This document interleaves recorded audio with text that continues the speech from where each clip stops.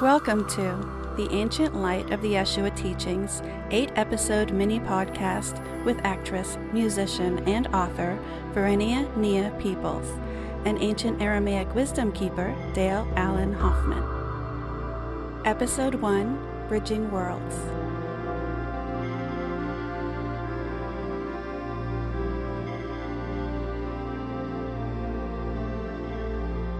Welcome, everybody. I'm so happy that you guys are here, and I'm really excited to be here with Dale. And let me apologize. Also, I am backlit and everything else because you guys are going to laugh at me. For those of you who have been here with me, I'm going to tell the story, Dale, and then we'll get into more important issues. I went to see a facialist that has been my facialist for forever, but I haven't seen her in like a year. I laid down on the table. She goes, "Oh my God, you need a peel." So she slaps this stuff on my face and I go, "It's burning. What is this?" And she goes, "Oh, I hope you don't have anything to do for the next 10 days. And I went, "What?" So I'm like, I don't want to scare anybody, but I have like marks on my face. But we're here and I'm happy. So let me take a moment.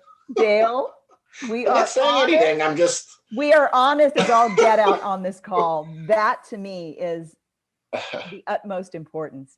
But everyone who's here, some of you already know Dale.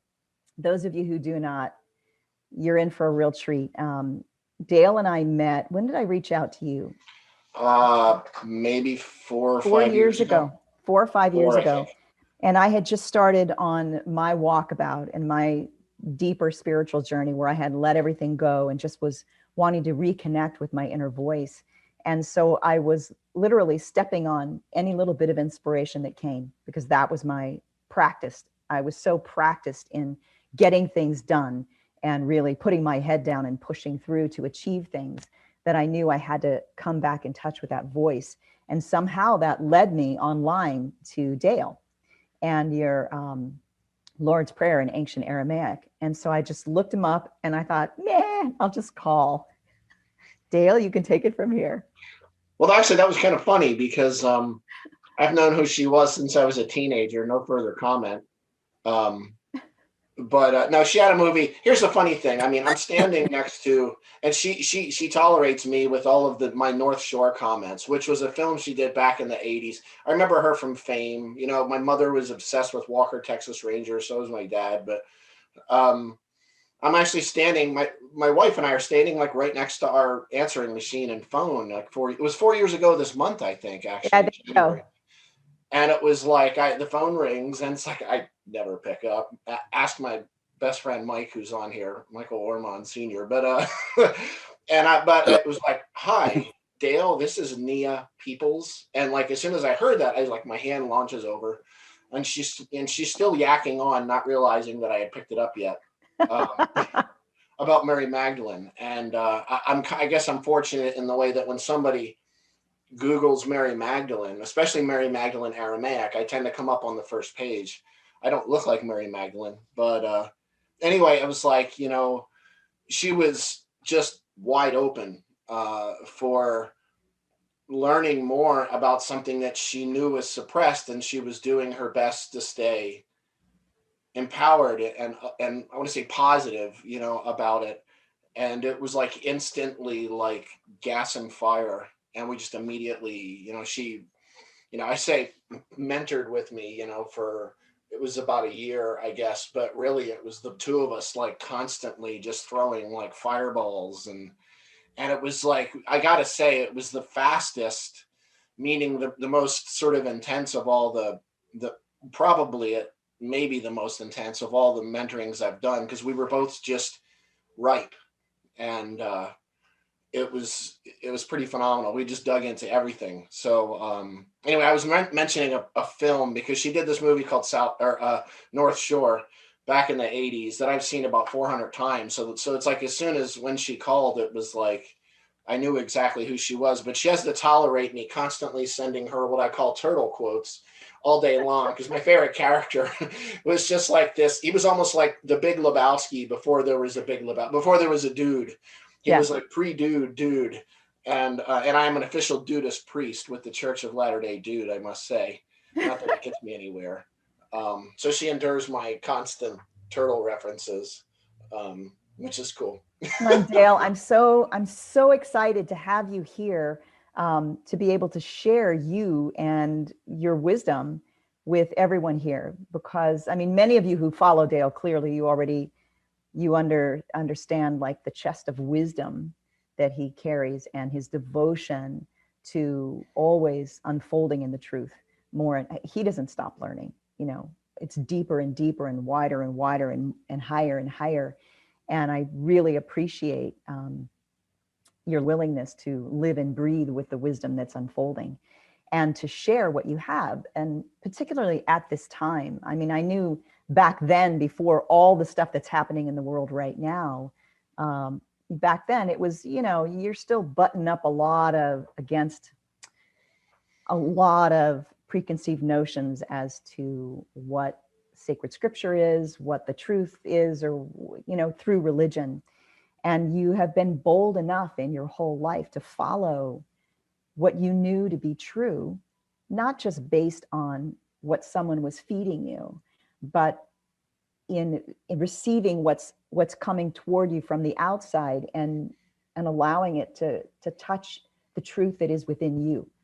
Because that's really all this is. It is that thing of, when the student's ready, the master appears. And when the student's really ready, the master disappears. And so it Yes. is that constant flowing back and forth, because the master is really what's within us. We're all masters in remembrance. And so to be able to have come together with you on this journey has been extraordinary for me. And I'm so grateful that there's, that you've done the work, like the footwork that you've done in unraveling some of the story and finding the bits and pieces of truth that have been scattered all over the place and tying them together. So one of the things that I wanted to say for those of you who are on here through me, who have never met Dale before, is I came to biblical teachings when I was 12, just as a weirdo. I don't know. There was a movement going through my school called Campus Life for Christians. And my parents did not raise me in a religion. They said, look, this Catholicism didn't work for me. Being Baptist didn't for me. So we're going to raise our kids in love and let them choose. And so when that came through, I just came home and I said, who's this Jesus? What are they talking about? And my dad, in his wisdom, wrote on a piece of paper all these letters side by side without dividing them up. He wrote GODISNOWHERE.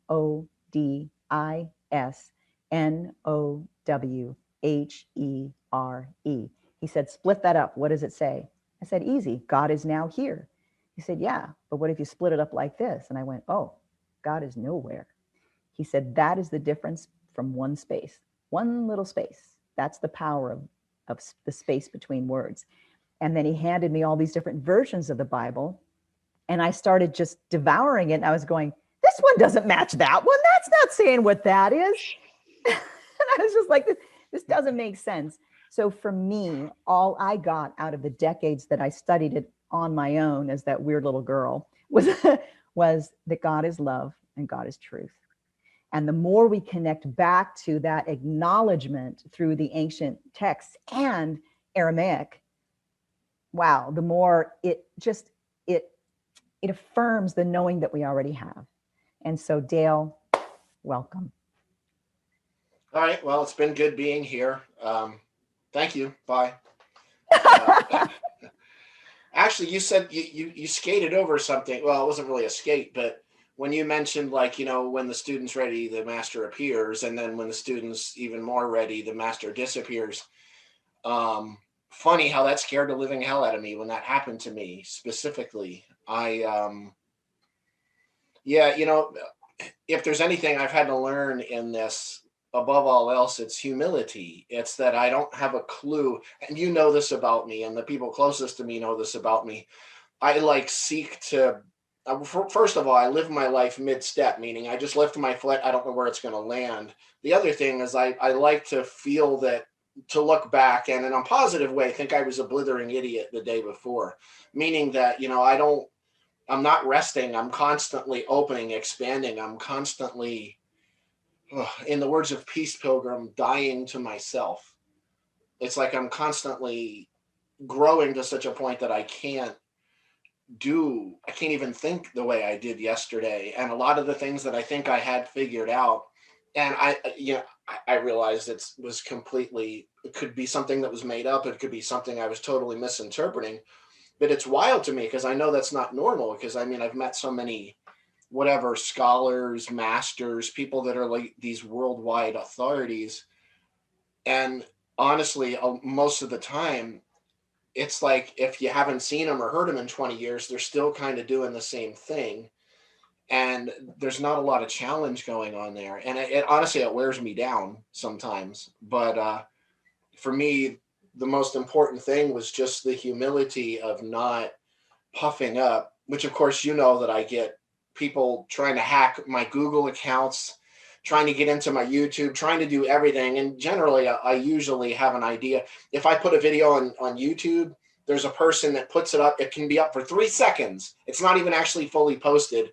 And they must get like a notification that I posted something. They immediately thumbs down, which I take as a sign of I'm on the right path if I'm rattling cages. But I had to really learn how to unfocus. I had to, like a Pointillism. I used to spend a lot of time up in the Metropolitan Museum of Art in New York. And of course, the Philly Art Museum where Rocky runs up and all that stuff. But the Pointillism always fascinated me, especially George Seurat, because if you get really close to one of his paintings, it's just blobs of paint and it's dots. And then you gotta have to move back a little, and then you move back a little more. And it's like the more you disengage, the more you're allowing, in more of a metaphoric sense, your religious indoctrination, your cultural conditioning to fall away and almost melt in that. The more you pull back, the more you can see the big picture. And that's really one of the things that's most important to me, is being able to focus in on detail. But more importantly for me is the big picture. And the big picture I can't put into words. And when I find that, the place that I don't have a way to express it, then I know maybe I'm onto something. So Dale, why don't you share with everybody, what would you say is your mission now, or your soul's calling in terms of your expression? It's world domination, leading the Republican Party and being president of the United States. Wait a second, that's somebody else's. No, for me, I have to, this is an interesting time to ask me this too, because I feel like I've been sort of very much activated, this in the past couple of months. And I was not dormant, but I was just deep in study for the past few years, not doing all the heavy traveling that I was doing all over North America.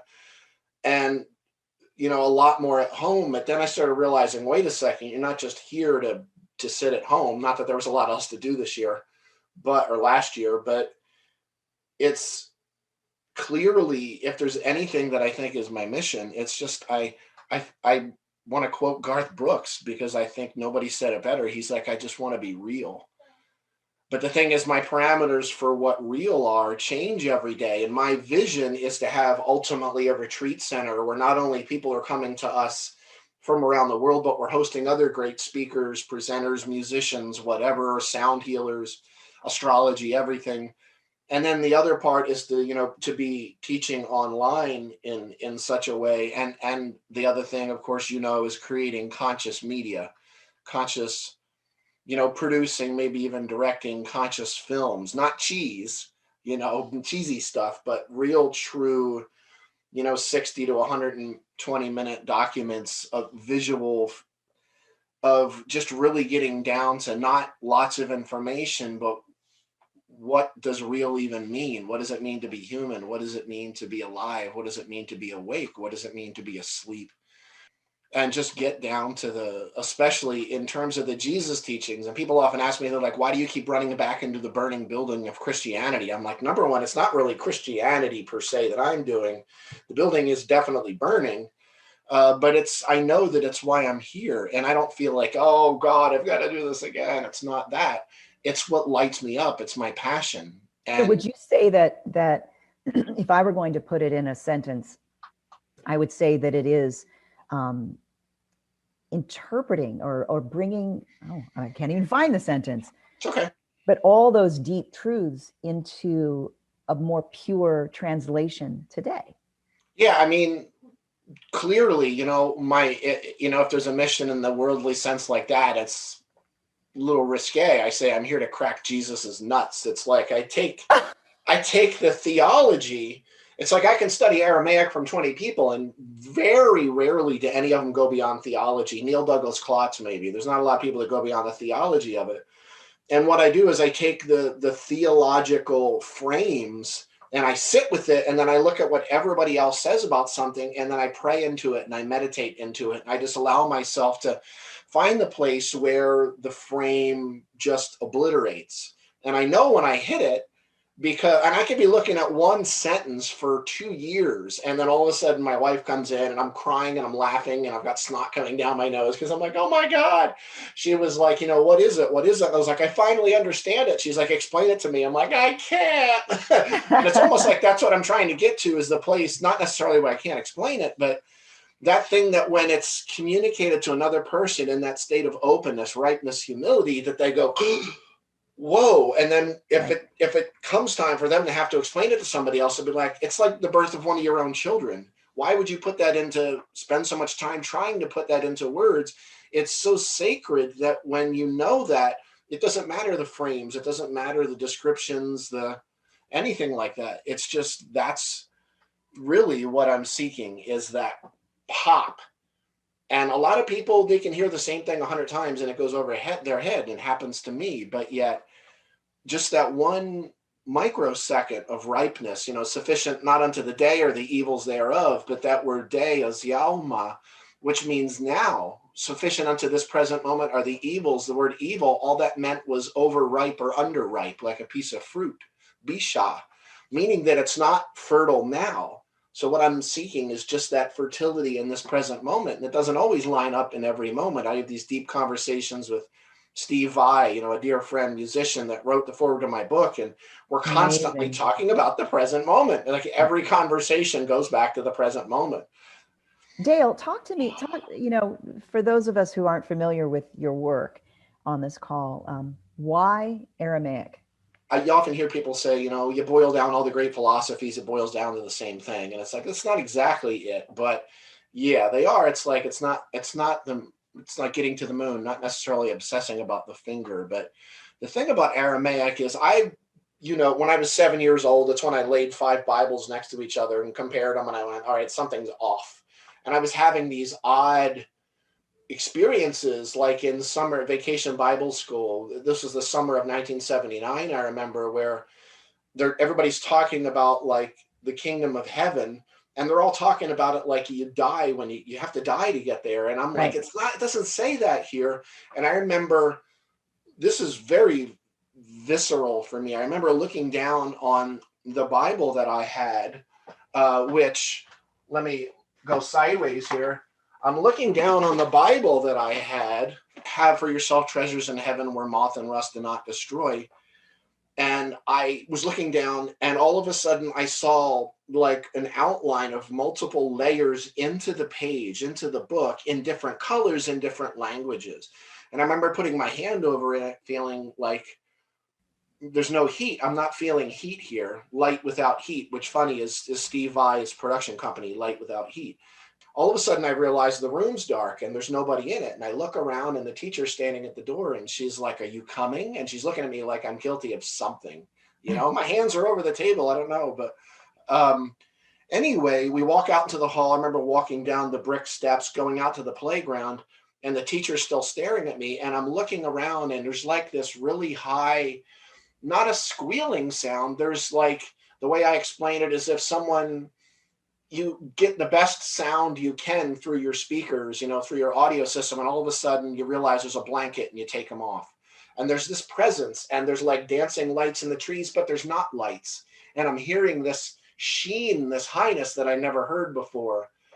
And I went years trying to find that in the texts, and I could get really close with what I was writing. And I would at the age of 14, that happened when I'm 7. When I'm 14, I'm riffing on the words of Jesus, writing a few of the red words down, and then just going off for pages and pages, not for somebody to read it, just because I had to.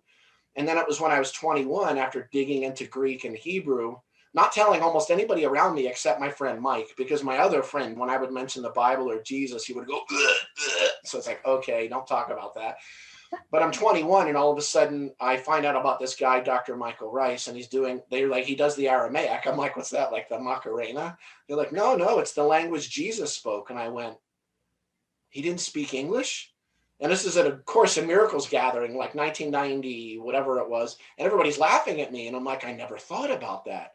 And I went to hear him speak. And just in the first 10 minutes, the way Michael described it, I was like plastered on the ceiling and like hanging down over top of the crowd.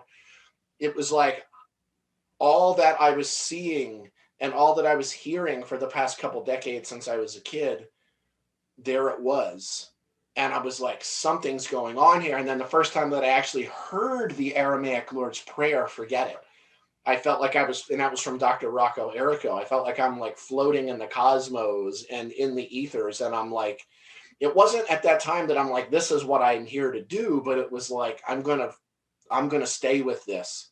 And then I just stayed with it. And all of a sudden there was a point where my other life in, packaging and things like that I was doing, working at audiobook companies just kind of fell away. And I just started doing this on the side and working with it deeper. And I was teaching other people's work. And all of a sudden somebody about 20 years ago was like, Dale, we want to hear what you think about it. And that was it. Pop. Mm-hmm.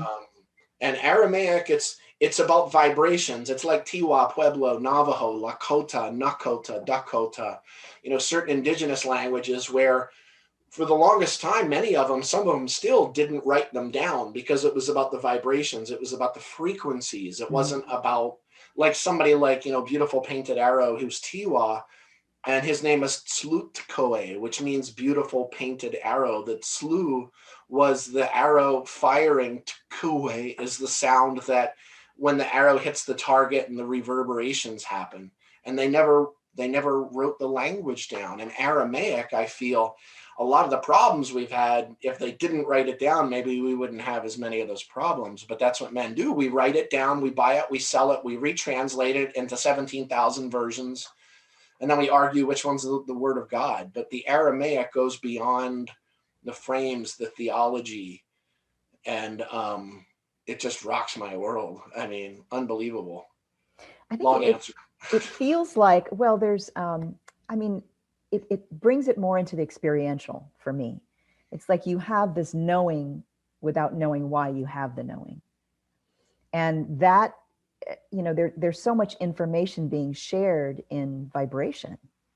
So to hear, like when I hear the Lord's Prayer in English, the first thing I said as a kid was, somebody wrote this wrong. Yeah. What? I mean, I'm 12 years old going, that doesn't make any sense to me. Someone needs to rewrite this thing. And then to hear your translation from the Aramaic is like, this makes so much sense. Yes, and yes, and yes. And would you be up for sharing that with us? Sure. And I'll say it's interesting for me because when I meet native Assyrians, modern Assyrian is a form of Aramaic, not like exactly like the old Aramaic. A lot of them don't even know a lot of what's in the language. And I'm happy that I was born as an American or, whatever, not being native, because if I was native, I wouldn't have seen it. I wouldn't have seen the stuff that was in English unless I started working with people like John McWhorter, who's, this like deep language guy. But it's amazing for me that even a lot of people in Aramaic, they don't realize what's going on. So, I mean, what I could do is I could either say it in Aramaic and then in English, or I would love that. How about you guys? Anybody? Feel free to write in the chat. Which or both? Do both? I'd love both.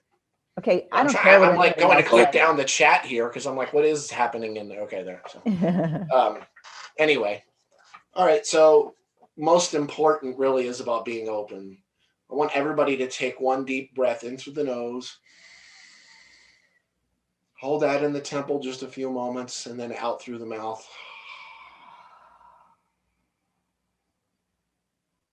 Let's do that 2 more times.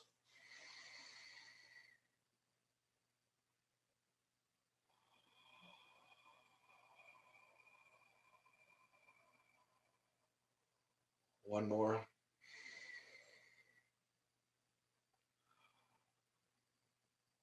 So I'm going to begin the prayer by not necessarily saying it, by toning the first word, Avun, which is the Our Father, without going into the depth of what it means, Avun.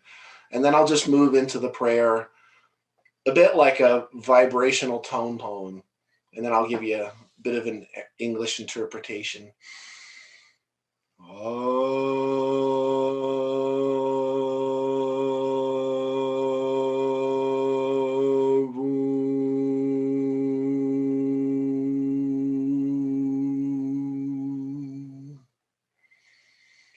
Avun dvashmeya nitkadash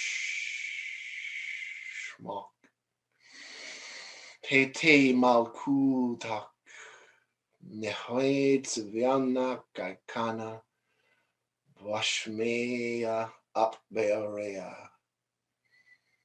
Hablan lachmadasun kananyomana washpoklan chalben tahen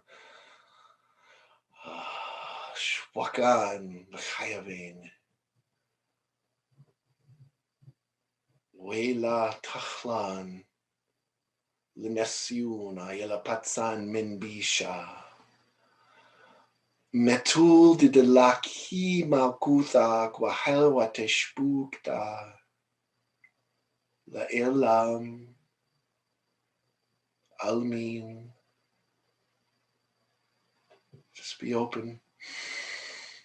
Our one absolute eternal being, of which we are born forth through the realm of the all and the only. I am empty within the ecstasy of your presence and the purity of the vibration of your name. Empower my creative expansion through your emergence from the unseen realms as I realize our life and will as one on the manifest earth as in the unmanifest divine heavenly realms. Provide the nourishment of clear insight and realization through me now and in each present moment. Release the echoes of my hidden past as I cancel all of my concerns with others. Do not let me lose my true self in forgetfulness, but wholly release me from the errors of my perceptions. For the undivided holiness is the absolute, the all, and the only, and our deep, intimate realization of the gratitude and grace of universal magnificence. From cosmic gathering to cosmic gathering, from age to age, aeon to aeon, Elam Almin, forever and ever, from moment to moment, from now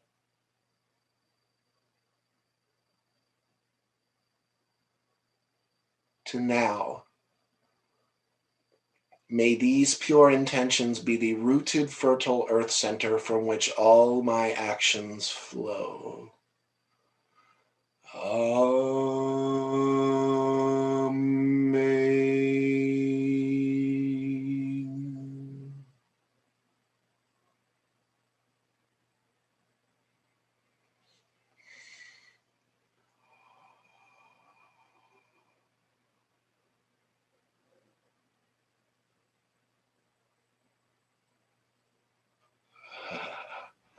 I could just sit in that forever.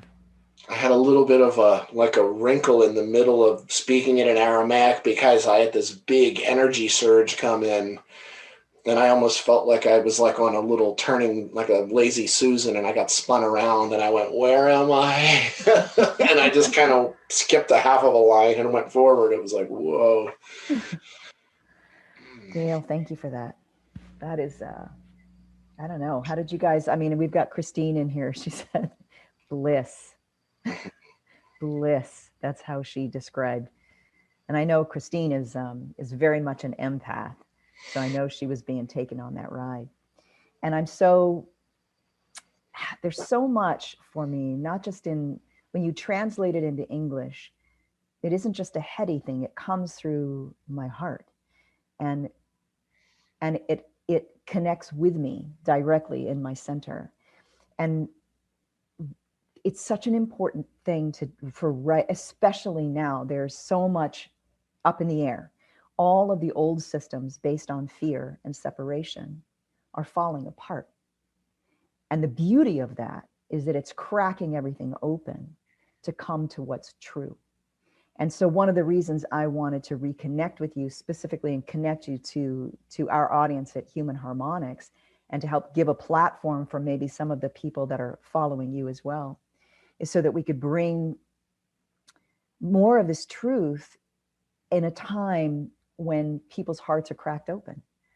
There are people on here that are raised Catholic, some that were raised Mormon, and they know that there is a truth that exists within what they were brought up in, but they also know that it's surrounded by and sitting in a bunch of hogwash that's keeping them from just feeling that truth and being able to embody it and move from that space.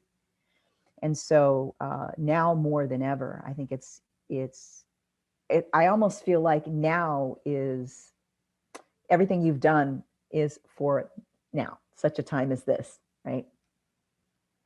Very much so. And I mean, I knew that, well, this is the side thing, but I was told by 3 really reliable mediums, first in my early 20s, again in my 30s, again in my early 40s, that my real work, and I'm not one of those soothsayers, needing to see the future, because the future is so fluid. And I mean, every tiny step in one direction or the other has this butterfly effect that just reverberates everywhere. But I kept being told over and over again, and by my guides, yes, I know that you're here, that is essentially that my work was going to begin in the second half of the second half of my 4th decade. And I'm like, all right, that's like, I got to think about that. The second half of the second half. Oh, wait, that's now. And it's amazing for me that it was all about, and I've been out there doing this for decades now, but it's real supporting my family for 15 years doing just this. But all of a sudden, it wasn't like, hey, Dale, I say to people, I can be dead asleep at 2:00 in the morning and someone could come in and say, all right, we've got 25,000 people in the next room. Can you come say something to them? I'm always like, sure, absolutely. I'm always on in that way. It drives my wife nuts. You know that. But she keeps me on the ground in some ways, at least she tries. But it's amazing lately, all of a sudden, all of these faculties that had been a bit dormant for me, maybe ones I had and kind of I felt moved away, or all these new layers and these new dimensions are opening in the last few months. And all of a sudden it's like, wait a second here, I'm not running this show. There's something much, much bigger going on here. And it's like, when you just get your own, ass out of the way, all of a sudden, and just let it flow like that. I met like someone who was like a second father to me for many years, although I didn't see him the last 10 years of his life, was Wayne Dyer. I was, when I was a teenager, I wrote a letter a day to him in the early 90s. And I remember the first time I met him in New York, and he's like, you've been writing me 5 letters a day for 6 months. I was like, it's 1 letter a day for 1 month. Come on. And he was like, what can I do for you? And he put his hand out, and we sat there at the Paramount Theater, Madison Square Garden, talking after everybody else was gone, except for Maya, bless her heart, his agent, who's constantly his manager. She's like, come on, we got to go, guys. We got to go, which she did with us many years after. But I remember him saying, every time something would happen with me, with this light shooting out of my hand, Wayne, what do I do with it? Oh, well, just enjoy it. No, tell me what to do with it. Well, just allow it to unfold organically. I'm like, no, tell me, give me the 1, 2, 3s of it. But his like elusiveness in his directness was such a gift to me. And I didn't realize how much it would impact me when he was gone. It was like, because I hadn't seen him in 10 years. And I was like, oh, well, he's just been writing the same book with a different title for the last 20 years now. But I don't mean it in that way. But it was like somebody slammed me with a cinder block, because that's when everything, like, it was almost like all of a sudden Wayne was everywhere. And I found out like long, hours before it hit the press, a friend of mine that we were staying with in Florida at the time for some events I was doing, was trying to get a hold of me. Her daughter was Wayne's daughter Serena's best friend. And at the same time, she couldn't get a hold of me because I wasn't answering my phone. And then Mike, who's on the call, said he heard that Wayne died. And I went, no. I think he was on a plane or something like that. And I went like, no, can't process this. And I remember walking outside, and it was like I'm standing in the rain, and Loretta's inside this little Irish pub with a couple friends of ours in Florida, and they're all laughing their heads off, and I'm standing in the rain and I'm just sobbing. And I mean, cue the big vortex in the sky, and all of a sudden I'm shaking and rattling, and all this stuff just starts pouring down into me, and all of the things that he had done for me that I didn't know, and all of the, what was really behind who he was, etc. Unreal how it works like that. And I mean, again, in the end, I think that's really like it was all sort of this preparation of seeds that's been growing for now. Obviously, the world needs this now, and I'm not here to judge anybody. If somebody wants to, it tends to happen in my events where somebody read one book, so now they're an expert on it. So they kind of puff out their chest, and as soon as the chest puffs out, whether it's mine or someone else's, I realize the present moment's not there anymore. So as long as I can just stay open, be aware of the rise and fall of my breath, and just have that humility speak, I realize that those echoes of eternity are going to come through in whatever way they need to. And that's such an amazing, like a super powerful statement. Just to stay open. It's like that innocent place of not seeking, but being open. And it's so powerful. And what a gift Wayne gave you to just say, it'll unfold. Because the minute he would have told you something, you would have been seeking it. Yeah, and he knew that. As a matter of fact, I told him at one point, I was like, by the end of this, I'm gonna like tear all my hair out. And he's like, how do you think this happened? And I was like, you said that was a solar panel for a sex machine, because he had like nine children. But yeah, I not a day goes by that I don't think about him. And it's like, wow. And a lot of times there's no words in it. He had this resonance to his voice, but there was something even more so to just have him just looking at you. And I don't lionize him. It's not that at all. He didn't allow it, Yeah. So, well, and there's that information being shared without words. It's could I possibly cut in here? Is that the tree of life behind you? Yes. That's amazing, because I've had a wow moment. I chose to wear this tree of life necklace tonight. And I have one here that looks almost exactly like yours. Oh my God, it is! Hi, snap! Well, and then I've got my Eye of Ra. It says on it, forever in my heart. And it represents my mother, who passed away 6 years ago. So I just chose to wear it tonight, and then I actually have these two necklaces, and I wear them to remind me that number one, Jesus was not a Christian. Let's remember that. But here the tree of life is really Judaism, and the Eye of Ra, of course, is the Egyptian philosophies. And of course, the Eye of Ra was the original Christos. And I remind myself that these two are kind of rubbing together. And that's how, a lot of what turned into Christianity was created, was by those two being brought together. So I wear those as a reminder. I tend to have my hand on my high heart, and I tend to grab these sometimes. It's like juju. It's like people do with their rosary. So. Well, Dale, let me ask you a question about what you feel with everything that's in transition, which is everything in the world right now. What do you instinctively feel people are opening up to? I don't want to say seeking, but they're feeling this calling. I don't think that people don't. I mean, whether they respond to it or not is a choice, but everyone is feeling this thing. What is this thing? And what is your place in the answering of it? Well, for me, I got to say that it was finding out who I really am and who I am not. And outside of all the philosophy, the religion, I think I read, I don't know how many hundreds of books last year, after not really reading a lot of books. But to me, it's, I think of what Yogananda said. He talked about transferring the sense of identity from the pseudo soul or ego, which in Aramaic is the word that was translated as hypocrite, ape, which literally means puff out at the mouth. Pei means puff out, mouth.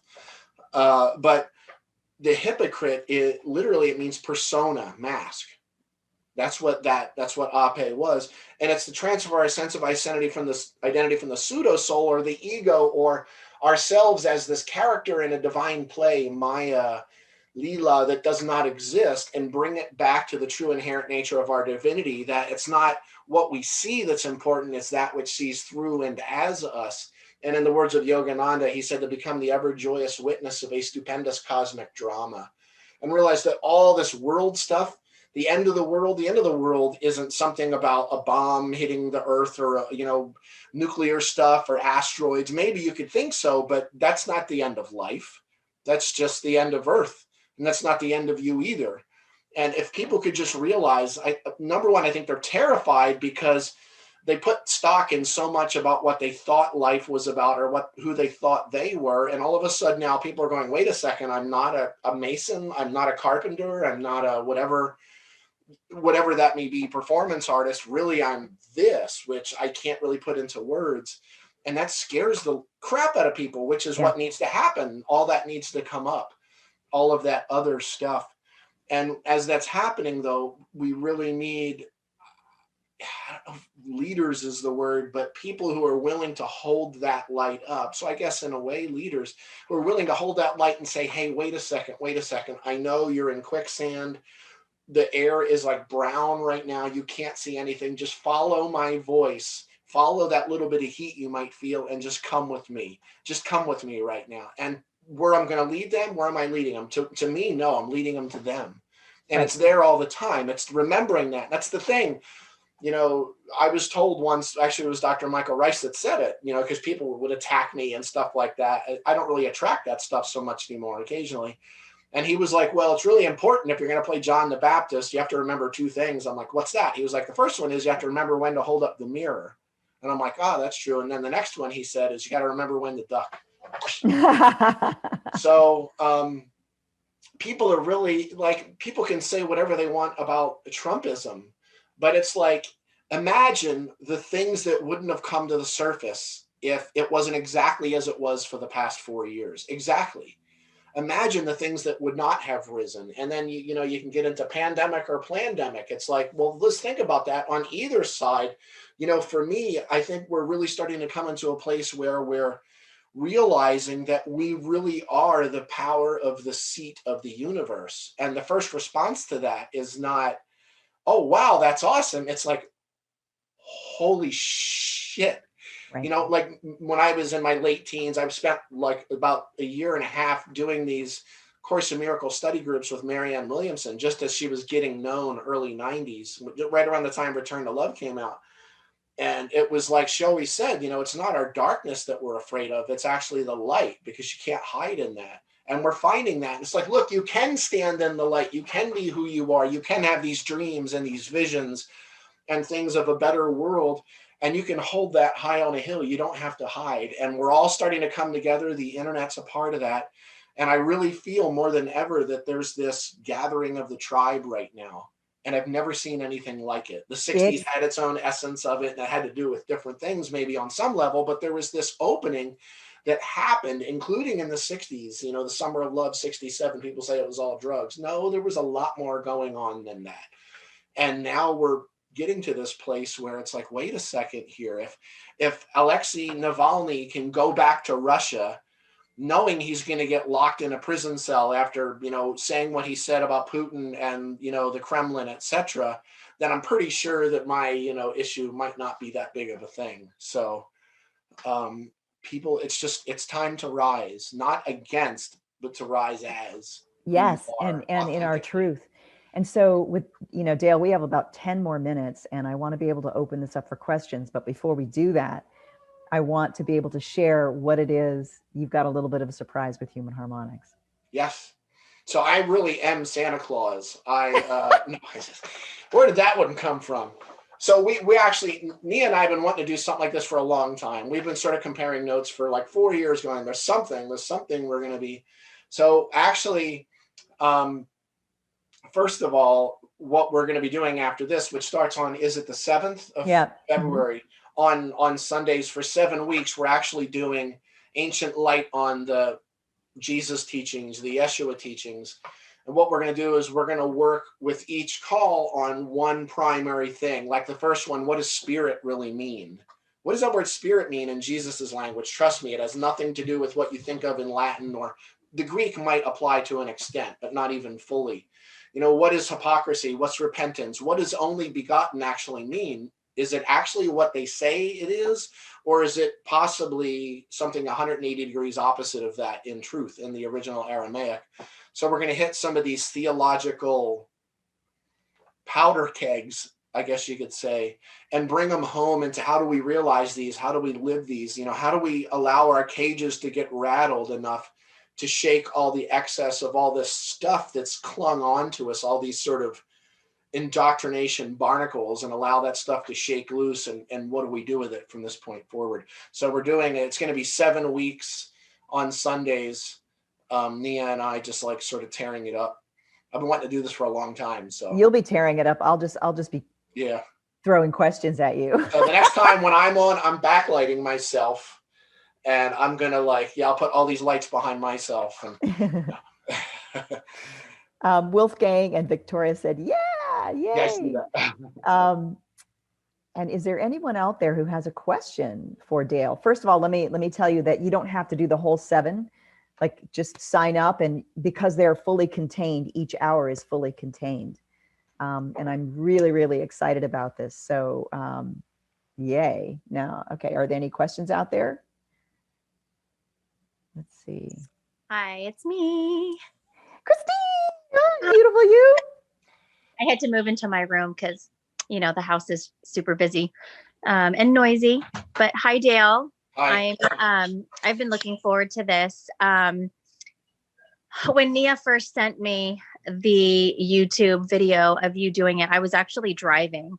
That's where I kind of do a lot of my, you know, my sound healings, my podcasts, and it's just something that I love to do. I just love to go and then listen. But the first time that I heard you, and what do we call? It's not the Our Father. What is it? The Lord's Prayer. Lord's Prayer, Our Father. It's the Our Father, you know, generally under Catholicism. It's the Father in the Christian world. And so a background about me, you know, Nia did say that, you know, there's Catholics here, and cradle Catholic, Filipino, Mexican family. I mean, we're entrenched. It is part of the cellular activity of these cultures.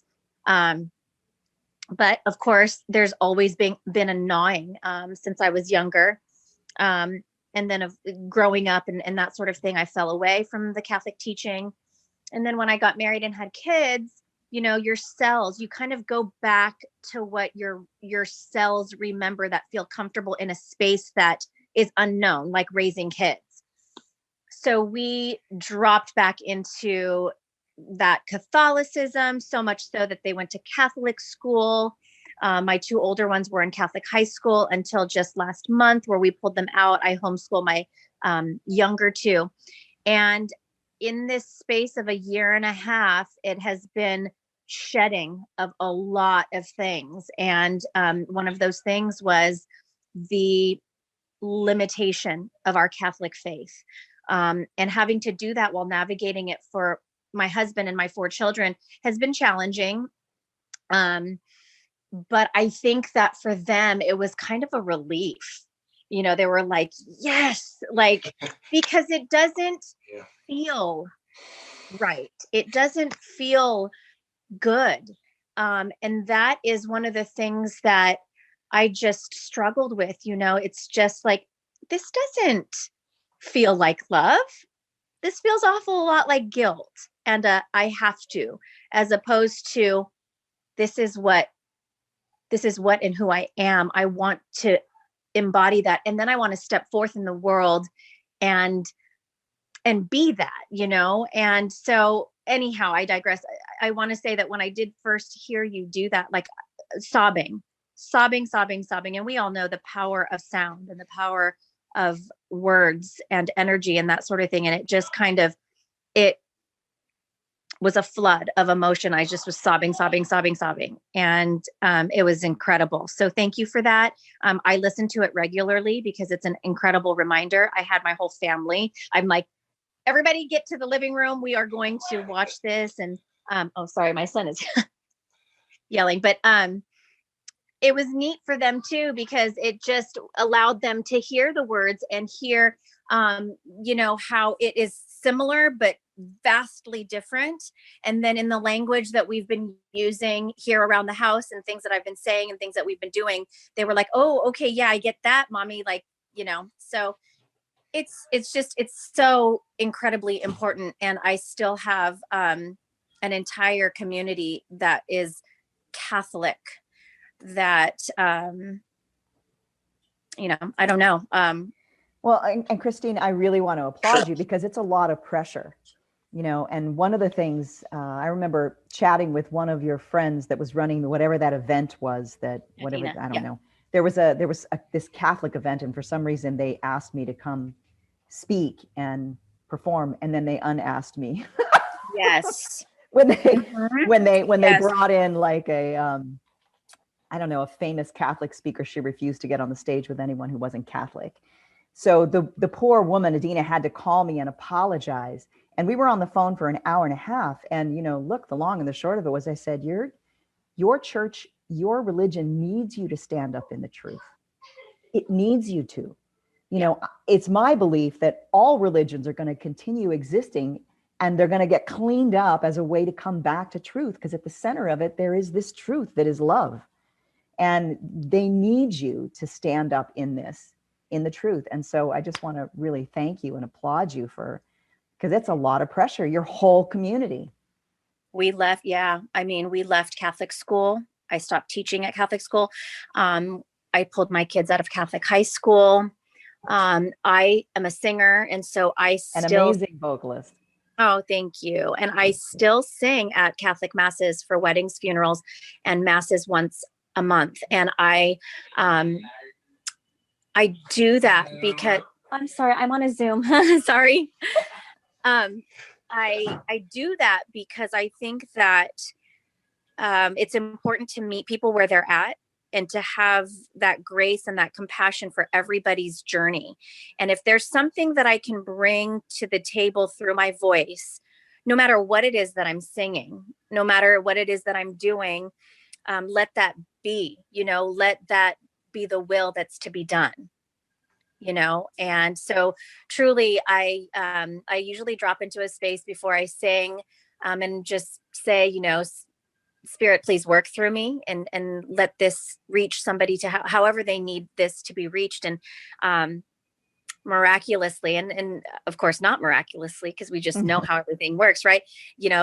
I will usually get a couple people saying, thank you. There's something that touched me, or I really needed to hear you sing today, or, and so, I'm walking this fine line, but I'm also, shedding a whole lot as well. And just standing in my truth more and more and more. And that's an amazing thing. That's it. And it's so much needed. Dale, do you have any comments or anything you want to share? Well, just when you mentioned, the mentioning of like the 4 children and all that, I went, I was like, yeah, I've been there, done that. It's, I think of back in the early days, people sort of like with meditation, and meditation's always been a big part of my life. And I think like back in the early days when, well, not so much, I had already been a big meditator for like 15 years by the time my kids started popping out. But, every once in a while I'd be in that really deep space and they'd be like, knocking, Dad, I need this, Dad. Can you make me a grilled cheese, Dad? And I'd go, would you leave me alone? I'm meditating. And it's like, that's the challenge is, it's great that there's yogis and Tibetan monks that are like doing naval meditations and chanting and up in the Himalayas. But to me, I want to see them down with the generational birth family, the biological family around the dinner table. Then we'll see how enlightened and masterful they really are. That's really the game. It's the real thing. So I can go out and speak to people and look lofty, but if they see me come off stage and start sticking, and I've seen that with a lot of speakers, jamming their finger in their kids' faces and cursing and like calling their wife woman and stuff like that. I've seen it all. So wow. I'm not naming names. Dale, thank you so much for joining us. And I want to thank everybody else here. I hope you come for this 7-week course, everyone, because it's going to be astounding. We will get the technical things worked out. Thank you so much for being patient with us. And you can find the link to it at humanharmonics.life. And it begins February 7th. It's called the Ancient Light of the Yeshua Teachings. And Dale, is there anything you want to say before? Yeah, just quickly, my website's daleallenhoffman.com. I don't know if they sent links, but sign up on my email list. I'm always giving away free stuff, but really, a lot of people don't realize that I'm getting ready to start doing a lot on Instagram, like Instagram lives and stuff on Facebook, announcing things on Twitter, but YouTube is kind of my main thing right now. But there's a lot. You're going to start seeing a whole slew of things coming out. I've got stuff piled up right now that we're mindfully going to be releasing. So just follow me everywhere. That's a beautiful thing. And that's why we're here. I mean, Human Harmonics is here to help bridge people to, I can talk about you all day long, but I'm not you. You have this wisdom and this knowledge, and we're here to bridge that gap for everyone. So thank you guys. Thank you everyone so much. Super, super grateful. Yay to everybody. Thank you. And hopefully we'll see everyone on the 7th. Thank you, Nia. It's my pleasure. You guys are amazing. Yes. Thank you. Thank you. Oh. Thank you. Thank you for listening to The Ancient Light of the Yeshua Teachings 8-episode mini podcast with actress, musician, and author Verenia Nia Peoples and ancient Aramaic wisdom keeper Dale Allen Hoffman. Please visit niapeoples.com for Nia's upcoming event schedule, books, and support product offerings. And please visit daleallenhoffman.com for Dale's upcoming event schedule, books, audio and video programs, support product offerings, and to join the free Aramaic Healing Circle email newsletter. We are committed to your awakening.